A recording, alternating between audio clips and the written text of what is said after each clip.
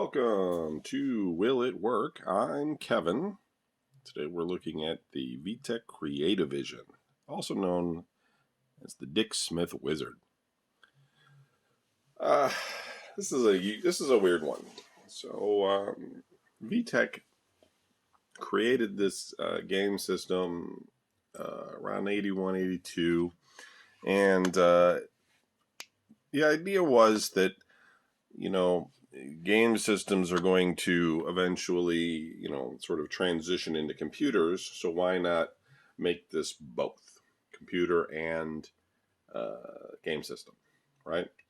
And so it has, ColecoVision type controllers with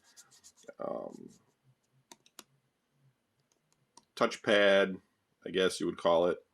But they have a full QWERTY keyboard here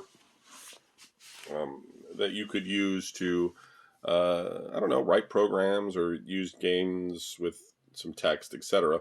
These are, of course, removable, and, you can play in your hand, fire button on either side, etc.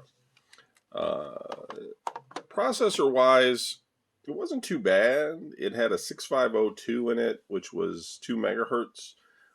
If you look at like the Commodore 64, which was a very, very popular home computer,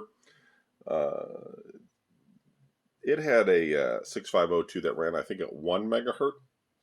So, and it was, largely successful. So this would have run at about twice that speed. Problem is that this only has 1 KB of memory. So if you wanted to actually, use more memory, you had to insert cartridges, etc. But the expandability on this thing is limited. There was a memory cartridge that could be used for the basic, right? But you basically just have a standard cartridge port. There's no parallel port or anything. There's a power port, and that's it. That's it for expansion. So, odd. They could have released this in a different format than the one I have, but as far as I know, this was pretty much the standard release. VTech had a number of official releases around the world, and they named this different things, Hanimex, Ramses. There was a computer version like Laser 2001 or something, but I think that came a little bit later. But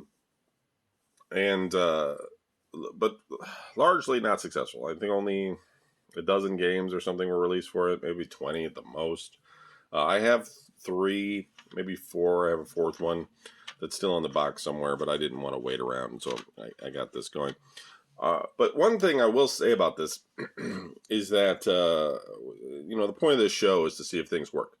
So I have the power, I have the RF cable here that goes to a standard input. However, 99% of CreatiVisions are PAL, not NTSC, not North American. So I have had zero luck getting any PAL stuff to display. I have a couple of TV input cards, USB sticks that are supposed to do PAL. I've had no luck getting a PAL signal.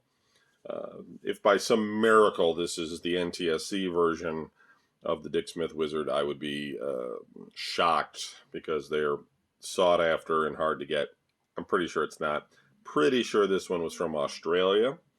And so I'm going to give it a shot, see how it goes. But if I can't get a display, we'll come back here and I'll have some finishing thoughts. Here we go. That was actually quick. So being that it's an Australian system, I do have the official power supply, which is a 240 volt.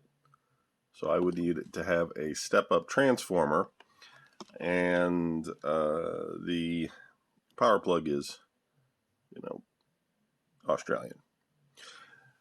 So PAL and 240 volt with a universal or a Australian plug, not going to get this to work right now.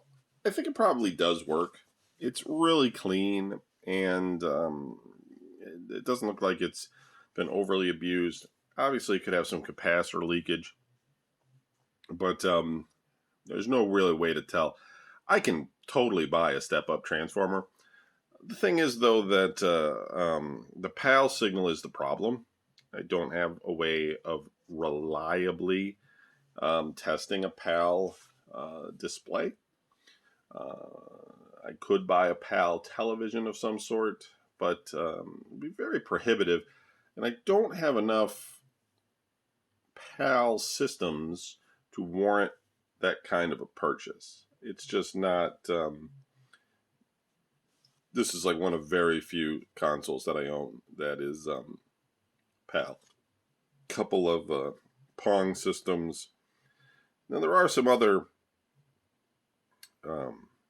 PAL game consoles that are out there, and I probably own maybe one or two more. But yeah, thinking about it, I just don't feel like a step-up transformer is going to do me any good, simply because I just don't have a way to display reliably the signal without spending tons and tons of money. So I'm going to keep the CreatiVision, of course. It is an Australian version of the system, and I have some cartridges for it. It's pretty unique in and of itself, and it'd be cool to get it to see it working. But I'm sure on YouTube we can find somebody that has a video of the CreatiVision at work if you really wanted to see some 8-bit graphics from back in the day. But yeah, so Australian system, not rare, but uncommon. Thanks for watching. Let's move on to the next one.